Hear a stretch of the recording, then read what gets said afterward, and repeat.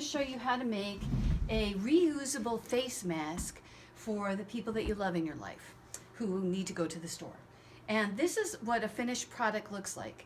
And it's basically just a piece of material with a filter in the middle of it, and 2 rubber bands on the outside. And you can see how it goes on at the end. You just put the rubber bands around your ears and put the face mask against your face. And you breathe through it. So it's super easy to make. And it's a lot of materials that you probably have around the house. So I'm just going to give you some of your choices. You need a piece of material, and you could use a scarf for this, or if you have some quilter's material at home, do that. Put that down. You need a filter. Now this is quilting material. If you have that, that's great. If not, if you have some flannel, that works good, but you need some kind of a thicker material that's very strongly woven if you're going to be using material in the middle. What also works great, but they're disposable, like when you get done, you'd unwrap it and throw the middle out, is coffee filters, or better yet, closest to what M49 mask is, I'm not sure what the technical term is, but the surgical masks, are these vacuum cleaner bags, actually, that have allergen filtration.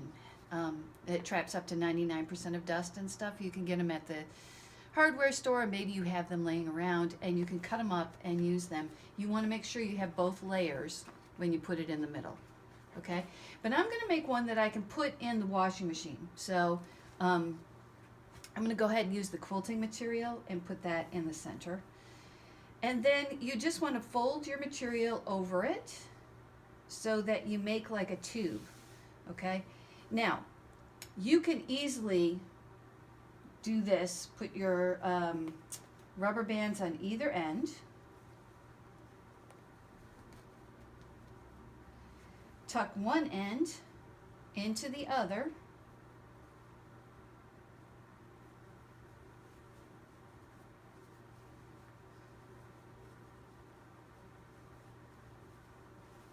flatten it out, and it's all set to go, and the person can put it on. I like to stabilize it a little bit more, and just because I have these, I just want to let you know you can do that. You don't have to have the safety pins, but I like the safety pins because it makes the whole apparatus a little bit more stable. So I'm sticking a safety pin here, and that safety pin is going to be covered up with more layers of fabric, so I'm not going to worry about it being uncomfortable too much. And then on this end, where the 2 layers meet, but not the outside layer, so that I still have the inside tube to tuck the other end in, I'm going to put another one there. So now I've still got that tube that I can stick this inside of.